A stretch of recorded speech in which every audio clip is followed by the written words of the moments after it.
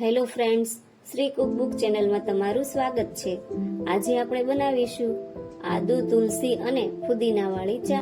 ચા બનાવવા માટે આપણે સૌપ્રથમ 1 ટેબલસ્પૂન ચાની ભૂકી લેશું, 2 ટેબલસ્પૂન ખાંડ લેશું, એક નાનો આદુનો ટુકડો લેશું, 8 થી 10 તુલસીના પાન, 10 થી 12 ફુદીનાના પાન લેશું, 1.5 કપ દૂધ લેશું, અડધો કપ પાણી લેશું।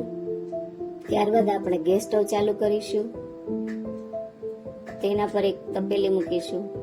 તપેલીની અંદર આપણે લીધેલું અડધો કપ પાણી ઉમેરીશું। અહીંયા મેં પિત્તળની તપેલી લીધી છે, જે ચા બનાવવા માટે સારી છે અને મોસ્ટ ઓફલી પિત્તળની તપેલીમાં ચા સારી બને છે। પાણી ગરમ થાય એટલે તેમાં આપણે 1 ટેબલસ્પૂન ચા ઉમેરીશું। ચાની ભૂકીને ગરમ કરવાની છે। ચાની ભૂકી ઉકળે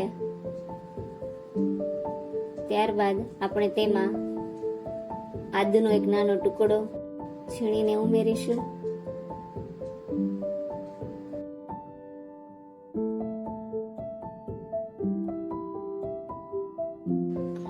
આદુ ઉમેર્યા બાદ આપણે તેને ઘડીક ઉકાળીશું અને પછી તેમાં આપણે લીધેલા 10 થી 12 નંગ ફુદીનાના પાન એડ કરીશું।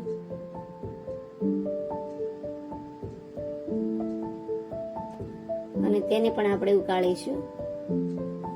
આદુ અને ફુદીનો બરાબર ઉકળી જાય ત્યારબાદ આપણે તેમાં થોડા તુલસીના પાન એડ કરીશું।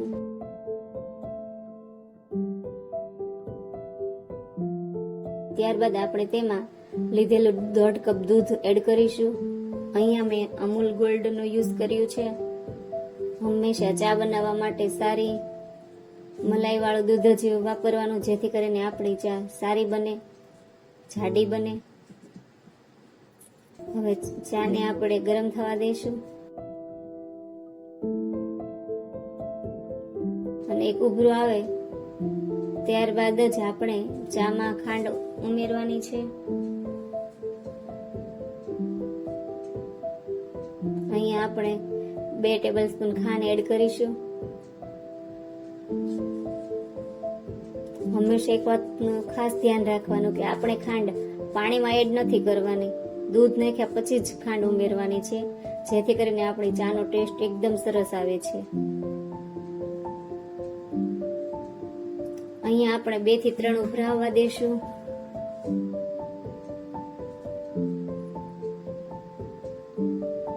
અને ગળણીની મદદથી સતત હલાવતા રહીશું, જેથી કરીને આપણી ચા ઉભરાઈ ના જાય।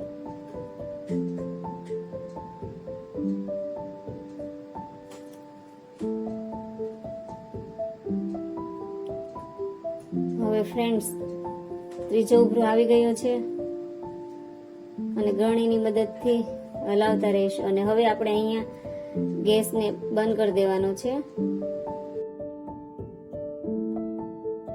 હવે ચાને આપણે એક કીટલીની અંદર ગાળી લઈશું। તો ફ્રેન્ડ્સ, તૈયાર છે આપણી ચા। હવે આપણે એને એક કપમાં સર્વિંગ માટે લઈ લઈશું।